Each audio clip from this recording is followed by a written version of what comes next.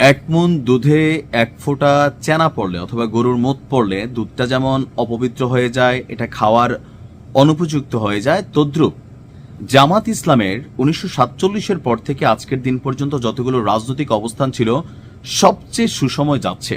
জাতির মধ্যে একটা বড় অংশ জামাতের ঊর্ধ্বতন নেতাদের কথাবার্তায় বা মাঠ পর্যায়ে স্থানীয় নেতাকর্মীদের কথাবার্তায় যখন জামাতকে ভালোবাসতে শুরু করছে, মাঝে মাঝে এমন কিছু চ্যানার দেখা মেলে যারা পুরা জামাতকে প্রশ্নবিদ্ধ করে ফেলছে, কলুষিত করে ফেলছে।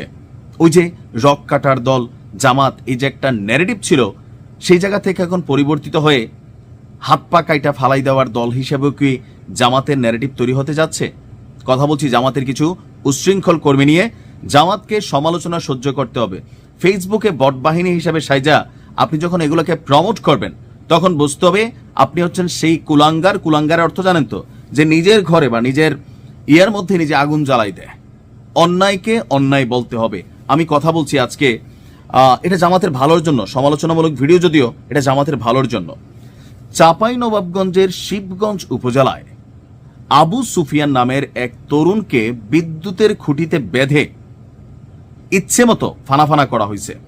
আর এতে তার 2 হাত এবং 1 পা প্রায় বিচ্ছিন্ন হয়ে গেছে। কেন জামাতের নেতাকর্মীরা এমন ঘটনা ঘটালেন? গুরুতর অবস্থায় আবু সুফিয়ানকে প্রথমে রাজশাহী মেডিকেল কলেজ হাসপাতাল, পরে রাজধানীর জাতীয় অর্থোপেডিক হাসপাতাল ও পুনর্বাসন প্রতিষ্ঠানে অর্থাৎ পঙ্গু হাসপাতালে ভর্তি করা হয়েছে।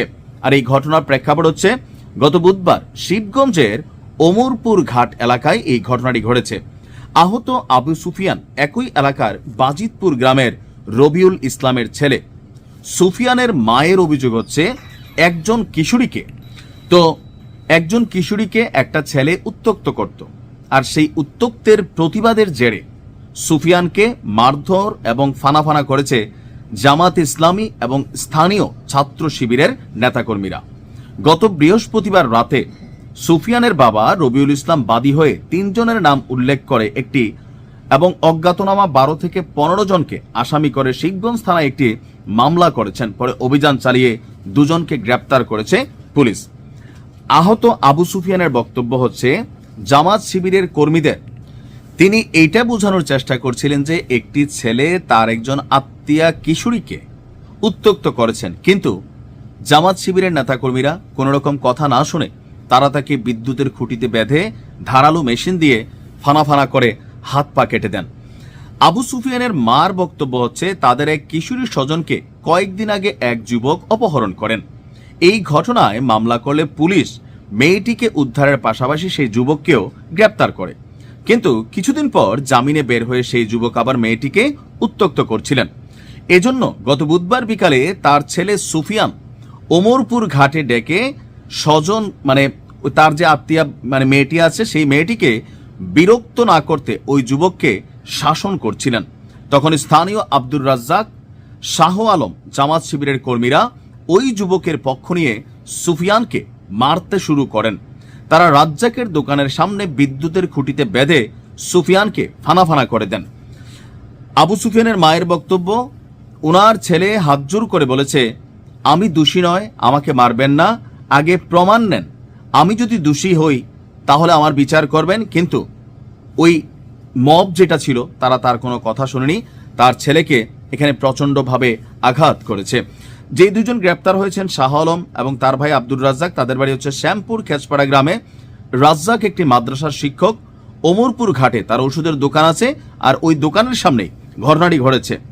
শাহ আলম এবং আব্দুর রাজ্জাক জামাতের কর্মী হলেও তারা এই ঘটনায় জড়িত নন বলে দাবি করেছেন শিবগঞ্জ উপজেলা জামাতের আমির সাদিকুল ইসলাম।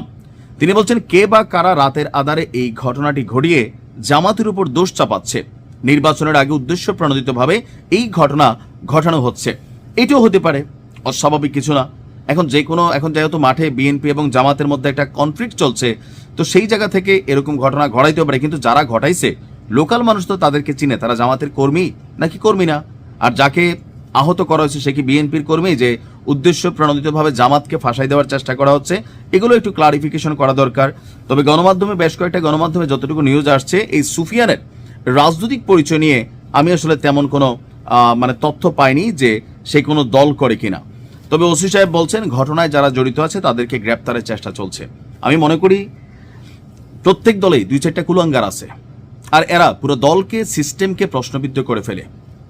জামাতের উচিত একটা সুষ্ঠু তদন্ত করে, যেহেতু তাদের নেতাকর্মীদের বিরুদ্ধেই গণমাধ্যমে নিউজটা আসছে, যদি এরা প্রকৃতপক্ষে অভিযুক্ত হয় তাদের বিরুদ্ধে জামাত নিজেই মামলা দেওয়া, এটা জামাতের উচিত। তাহলে মানুষের কাছে এই ক্লারিফিকেশনটা থাকবে যে না, যদি অন্যায় করে নিজের ঘরের লোক, তার বিরুদ্ধে জামাত অবস্থান নেয়, বাকিদের জন্য একটা মেসেজ তৈরি হবে। ভালো থাকুন, আসসালামু আলাইকুম।